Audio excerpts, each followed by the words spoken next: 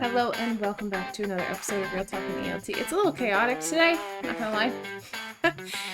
uh, I've got a baby chicken, a little chick here that I'm taking care of, so you might hear some peeping. It's fine, and the dogs are barking in the neighborhood, which of course makes my dog bark. So let's see if we can get through a full episode, shall we? All right, first things first. This series, because I'm going to do a couple different series, so you know what this episode is about, is focusing on communicative competence and activities that can maybe explore that idea a little bit more. So first we have to think about communicative competence, right? Because in English language teaching, we have a high focus on certain things, and we tend to get into a certain routine of giving students. You okay? It was just a little sneeze. Feeling good? All right. So we tend to give students feedback that is focused on similar things over and over again. And I try to, at least with my students, vary what I'm giving them feedback on so that they start, one, that I'm not overwhelming them with this huge list of things that they have to correct if there's corrections to be made, but also so they start thinking of different aspects of communicating in English, because it's not only about accuracy and fluency and all of that good stuff. There's other factors that impact whether or not they're able to successfully communicate. So with that in mind, one of the things that you can do is, one, start varying your feedback, start looking at in terms of vocabulary, not only vocabulary that would be more appropriate, but things that maybe are more complex, giving them options, and then looking at if any of those different options have connotations to them.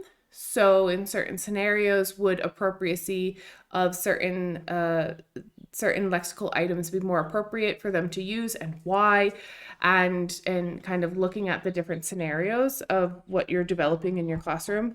I mean, it depends on what they're studying for, what their objectives are, but you can look at what they need to do and then compare it, the different scenarios that they might interact in, and scenarios that they might not interact in, and what does that mean in terms of language, in terms of appropriacy, using certain language with formality and register that are different, etc.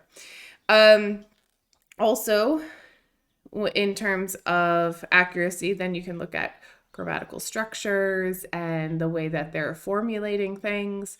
If you want to look at fluency, are they able to communicate? Like, do you understand their message even if it's not 100% accurate? There's always that messages can be 100% accurate and not fluent, and things can be 100% fluent and not accurate. So we're trying to find the best balance. So just be careful of always hyper focusing on one aspect or another for feedback, because when we're talking about things that are focused on communicative competence, that's broader than, did you use the right grammar structure? Did you use the right words? Right? Because then we want to look at, is your tone appropriate? Was the length of what you said okay? A lot of different things, more of like a global competence as opposed to specific aspects. That being said, my first suggestion, and you can use this for groups, you can use it for individual students, you can use it online, you can use it in a physical classroom or in a company, is a story chain. So a story chain, let me just give you the description because I have it here. You have each student contribute a sentence or a part to build a collaborative narrative, which is focusing on smooth transitions and cohesive storytelling. Now, I'm not talking about, when we're talking about storytelling, I'm not talking about like Cinderella storytelling, right? Like, storytelling happens in all aspects of our lives.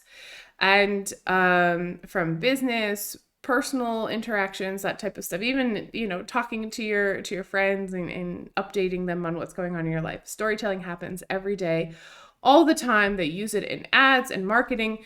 It exists, okay? So we're not focusing on like children's stories here, just to make sure that that's clear. So how can you do this? Well, if you're online, you can do it orally, where you have students, say one thing and then they get 30 seconds to think, and then the next person says something, and you go on and on forward like that. You could have a collaborative document, something like it could be as easy as a shared Google Doc. Or it could be something like Padlet, which is a little bit more interactive, something along those lines. Now, if you're teaching individuals, it's going to go back and forth between you. And that's it. And there's no comparison of yours to theirs. Like, oh, I'm such a fantastic speaker. Like, ugh. Offer them appropriate and accurate language models, right? But also recognize that their contributions are valid, and then look through things and how can we better apply some smooth transitions and make the whole story a little bit more cohesive, so you can contribute and then you can go back and revise together, because it's a collaborative story.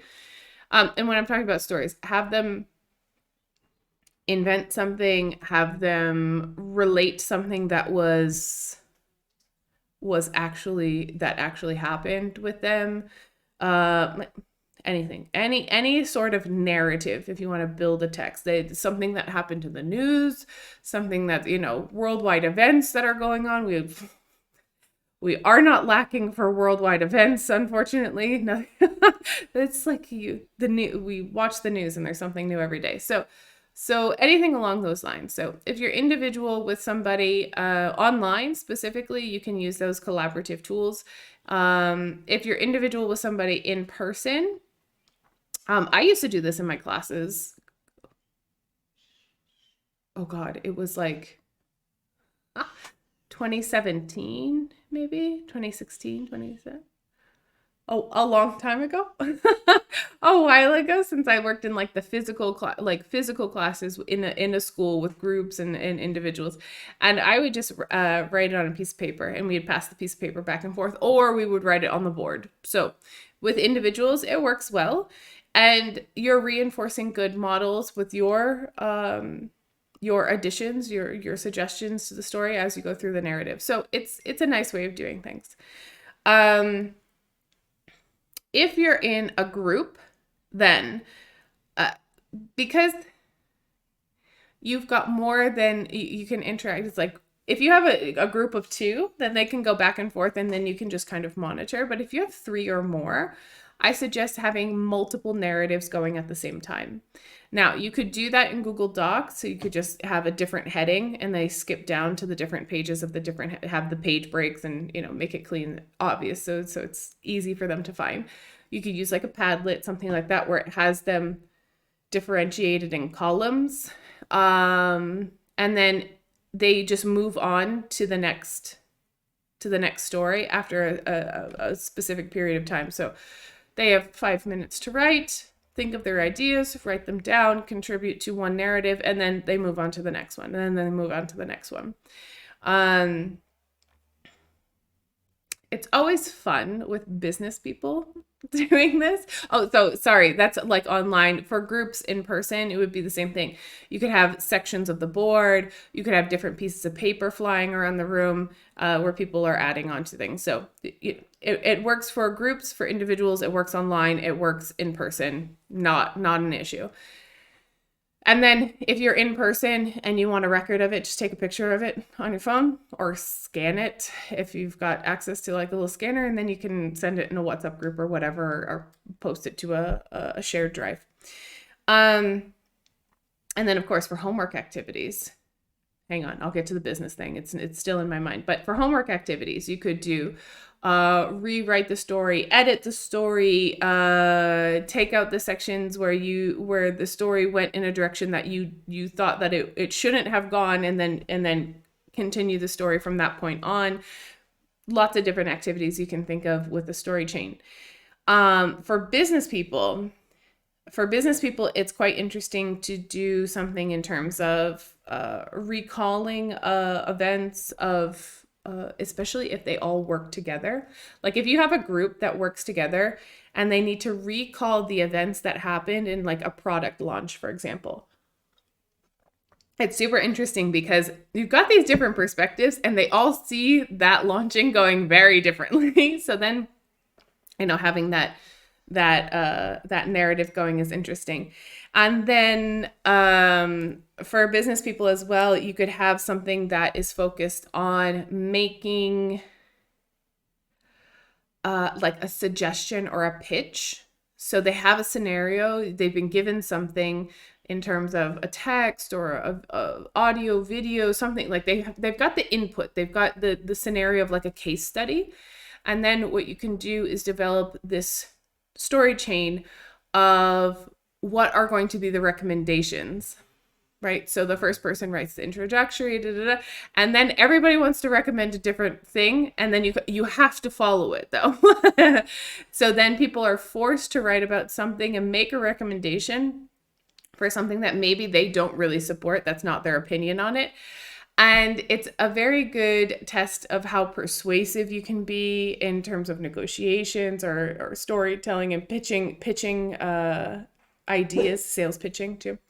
So this is kind of like, it's such a simple idea of a collaborative writing or speaking task, but I prefer to do it as writing. The reason being is because if you have writing, it's like a written document, then you can go back and have them do more activities off of that in terms of like language work and stuff like that, unless you record it, which is easy online. You can record it online, but if you're in person, then like sometimes that's a little odd. I mean, you could just put the phone there and have the audio, but then you don't have the transcript of it. You could use AI though to transcribe it.